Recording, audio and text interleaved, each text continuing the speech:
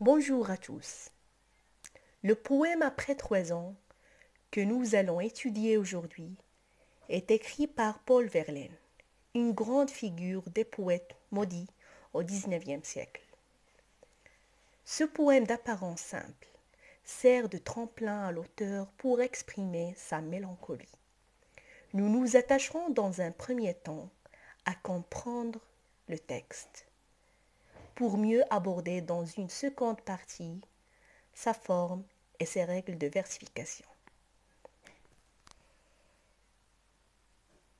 Après 3 ans, Paul Verlaine. Ayant poussé la porte étroite qui chancelle, je me suis promené dans le petit jardin, qu'éclairait doucement le soleil du matin, pailletant chaque fleur d'une nuit d'étincelles. Rien n'a changé, j'ai tout revu. L'humble tonnelle de vigne folle avec les chaises de rotin, le jet d'eau fait toujours son murmure argentin, et le vieux tremble sa plainte sempiternelle. Les roses comme avant palpitent comme avant. Les grands lys orgueilleux se balancent vent. Chaque alouette qui va et vient m'est connue.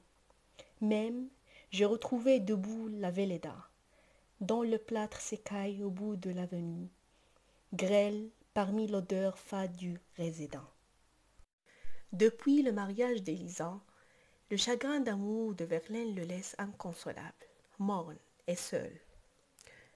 Après 3 ans, le poète retourne dans le jardin où il a vécu des jours heureux. Dans ce poème, le poète entre dans un jardin qui nous paraît tout de suite calme et reposant, par la présence de l'adverbe doucement dans le vers 3.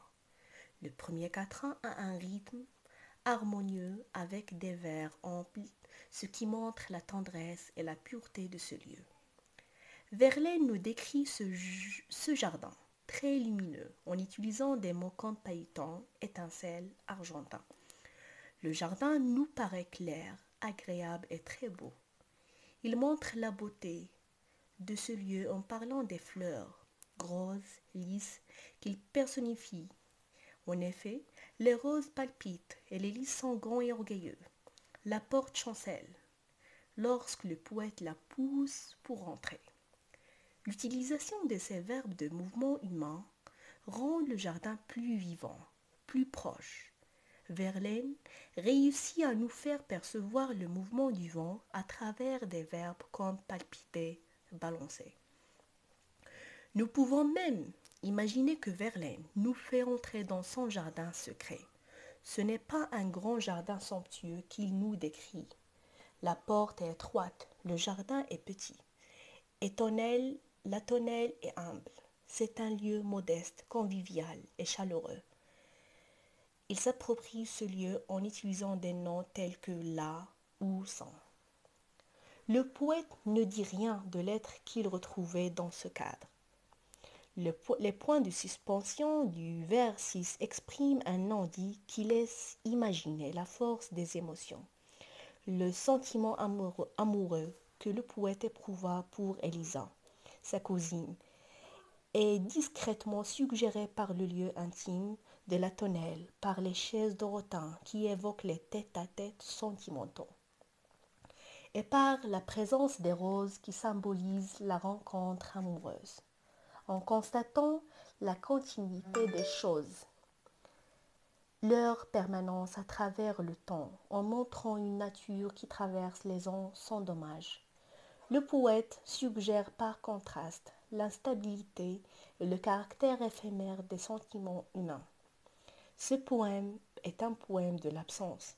Rien n'a changé, mais tout a changé. Le poème que nous sommes en train d'étudier est un sonnet. Il est constitué de 2 quatrains et 2 tercets. Les vers sont des alexandrins.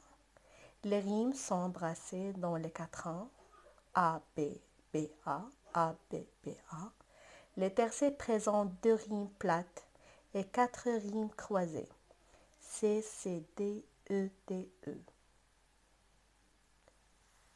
Les coupes du vers 5 sont placées après changées et revues, après la 4e et la 8e syllabe. Le vers 9 est coupé après palpite, neuvième syllabe. Les coupes irrégulières traduisent l'émotion du poète.